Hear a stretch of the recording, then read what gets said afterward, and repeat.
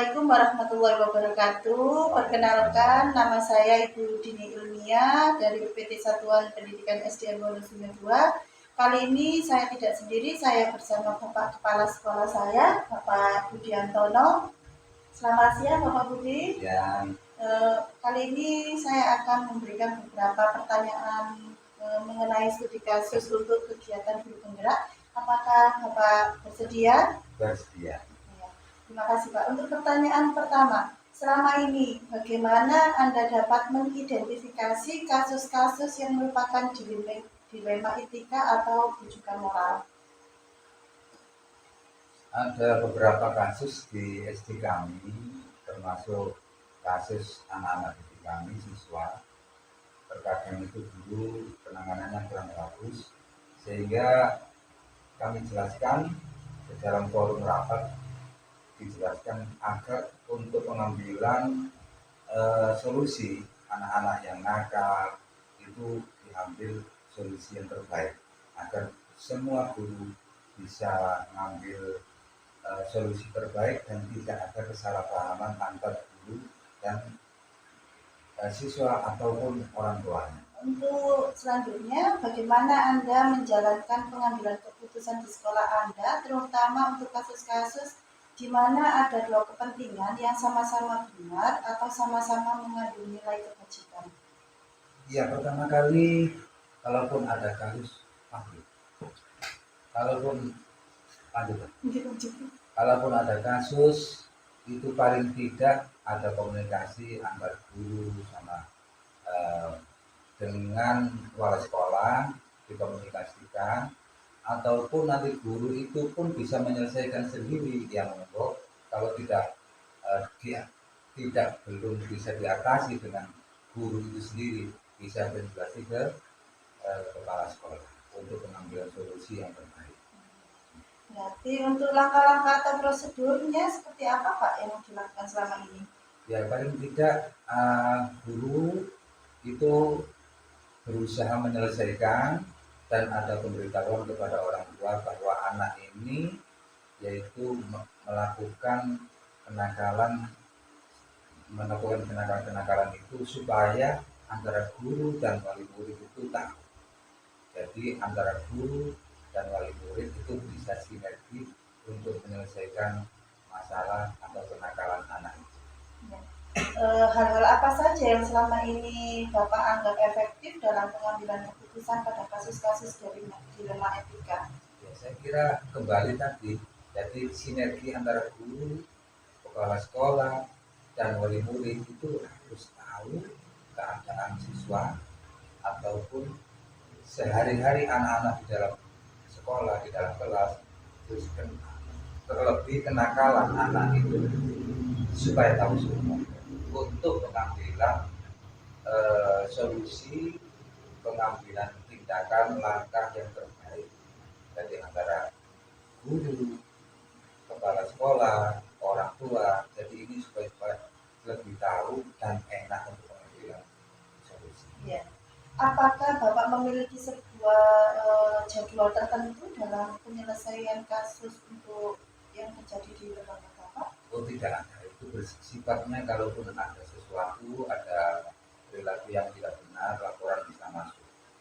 Jadi kalaupun jadwal yang itu rutin tidak ada. Gitu. Adakah faktor-faktor yang selama ini mempermudah atau membantu Bapak dalam mengambil keputusan seperti ini? Terkadang itu sulit, kadang-kadang itu guru mengambil sendiri tindakan, tetapi tindakannya itu tidak tepat. Itu segi kesulitannya. Tapi kalau guru itu selama ada sinergi dengan kepala sekolah, dengan wali murid, insya Allah tidak sulit.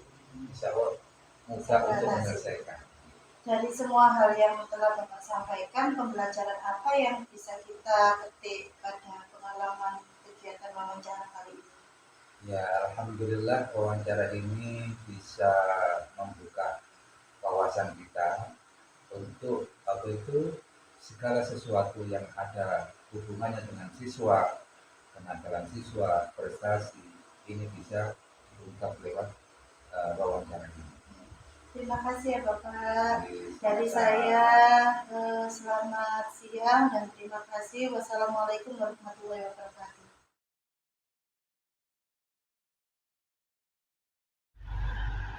Assalamualaikum warahmatullahi wabarakatuh. Perkenalkan, nama saya Ibu Dini Ilmia SPDSD dari UPD Satuan Pendidikan SD Bonus Junior 2. Saya dari CGP Angkatan 10. Kali ini saya tidak sendiri, saya bersama Ibu Kepala Sekolah SDN Sumber 1, Ibu Rika. Selamat siang Bu Rika. Selamat siang, Bu. Ya, untuk kali ini saya akan melakukan sesi pertanyaan wawancara untuk Ibu Rika mengenai kondisi di sekolah. Apakah Ibu berkenan? Ya, saya berkenan. Silakan Bu Dini. Ya.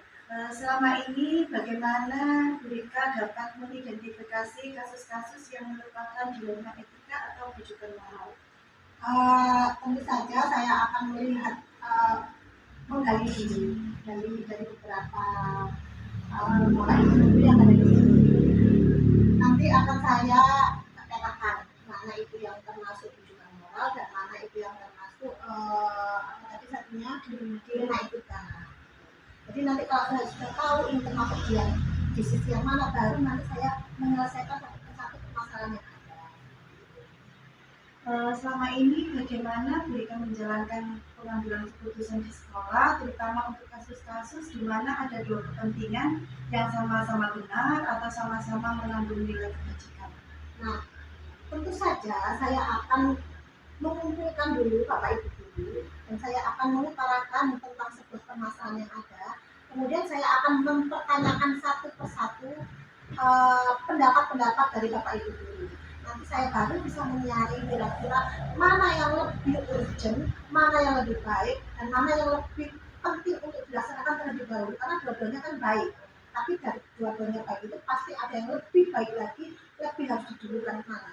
Dan nanti saya akan meminta pendapat pada Bapak Ibu guru semua, di mana dari kesepakatan itu inilah yang harus kita ambil.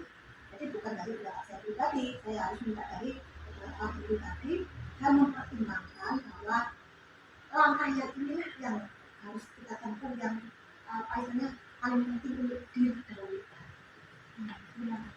Untuk langkah-langkah atau prosedur seperti apa yang biasa kita lakukan untuk mengatasi masalah tersebut? Langkah-langkahnya tentu saja pasti saya akan mengidentifikasi masalah dulu. Yaitu masalahnya bagaimana. Kemudian saya coba untuk menyusun langkah-langkahnya, mencari solusinya. Kemudian setelah menemukan solusi, kita lihat bagaimana perkembangan selanjutnya sehingga kita bisa mengambil tindak lanjut apa yang terbaik untuk langkah berikutnya.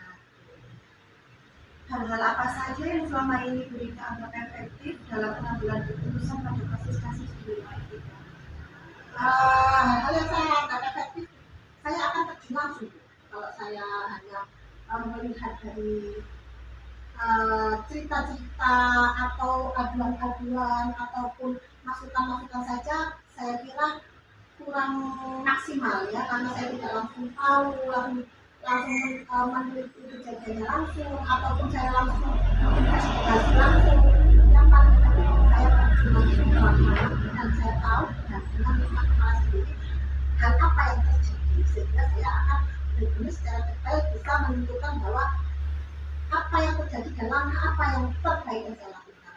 Berarti tidak mendengar hanya dari satu sisi Ya, saya harus terjun langsung dan tahu dengan mata kepala sendiri dan kemudian saya tapi juga dengan mempertimbangkan dari istilahnya masukan-masukan dari beberapa guru atau masyarakat yang ini anti dalamnya.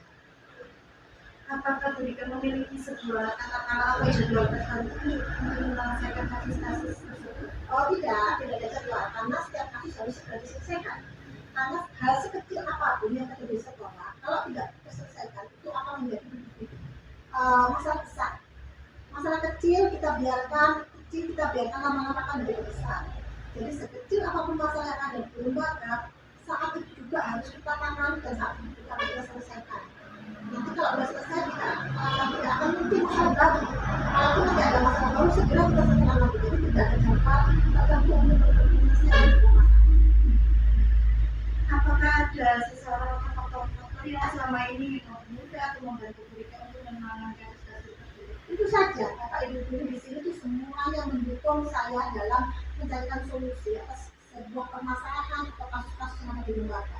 Dan mereka semua dapat diandalkan karena setiap saya memberikan setiap saya meminta pendapat, mereka akan dengan apa ya, dengan cara berpikir mereka meskipun berbeda-beda memberikan masukan-masukan yang sebenarnya tidak terpikir menurut saya. Karena satu kepala itu beberapa kepala lebih baik daripada satu kepala. Kalau kita hanya apakah ada otak kita saja, itu saja yang kita tahu. Tapi kalau kita coba minta pendapat dari beberapa orang, akan banyak hal positif yang bisa kita ambil dari pendapat-pendapat Bapak Ibu guru yang lain. Dan tentunya itu masukan yang mungkin di luar prediksi kita, itu bisa kita ambil untuk menyelesaikan masalah-masalah yang ada. Terima kasih Bu. Sebagai untuk yang terakhir, pembelajaran apa yang bisa diberikan dari pengalaman selama ini sebagai kepala sekolah dalam mengatasi permasalahan yang terjadi? Pembelajaran untuk sekarang ya, pembelajarannya adalah kalau sebagai kepala sekolah gitu ya, kita jangan lagi menganggap diri kita itu aku itu aku, maksudnya aku begini ya, mauku seperti ini, keakuannya didulukan. Karena di sini posisi kita adalah sebagai pimpinan, yang mana pimpinan itu harus merangkul dari semua anak buah kita. Itu posisinya karakter, background, pendidikan, dan sifatnya tidak sama. Itu akan sulit dilakukan jika kita tidak mencoba untuk merangkulnya. Yang ada nanti malah menjadi perpecahan. Tapi kalau kita sebagai pimpinan berperan sebagai pimpinan ini sebagai merangkul, pengayom, insya Allah kalaupun ada yang berbeda pendapat, ada yang misalnya punya pendapat yang berbeda, itu tidak akan membuat kita itu sakit hati. Memang itu keberagaman pendapat itu wajar dalam sebuah lembaga, di otak orang masing-masing itu berbeda, itu kita anggap wajar, bukan berarti dia memusuhi kita. Ya memang itulah demokrasi, harus berbeda, jangan manut-manut saja, iya saja, nggak apa-apa. Kalau saya itu ayo terus, nggak apa-apa, ayo kalaupun nanti ada pendapat yang tidak dipakai, itu kita coba untuk memberikan pemahaman bahwasannya pendapat ini juga baik, tapi nanti kita pakai untuk di sesi yang ini aja. Kalau yang bagian ini kayaknya lebih baik kita pakai ini dulu, karena ini lebih begini, kita beri pengertian, tidak untuk sama itu jelek, pendapatnya itu salah, lebih menyalahkan, tidak seperti itu. Tidak ada pendapat yang salah, semuanya benar saja. Untuk di sesi ini hanya ini yang paling tepat kita ambil, bagaimana apakah bisa disepakati, bisa disetujui nanti untuk yang ibu ini kira-kira cocoknya untuk di saat, dan nanti kita usahakan juga dipakai pendapat ini biar semua orang itu merasa bahwa dia itu penting dan berguna. Ya. Terima kasih, sangat seru sekali obrolan kita hari ini. Dari saya terima kasih Bu Linda atas waktunya. Saya akhiri untuk kegiatan wawancara hari ini. Terima kasih. Wassalamualaikum.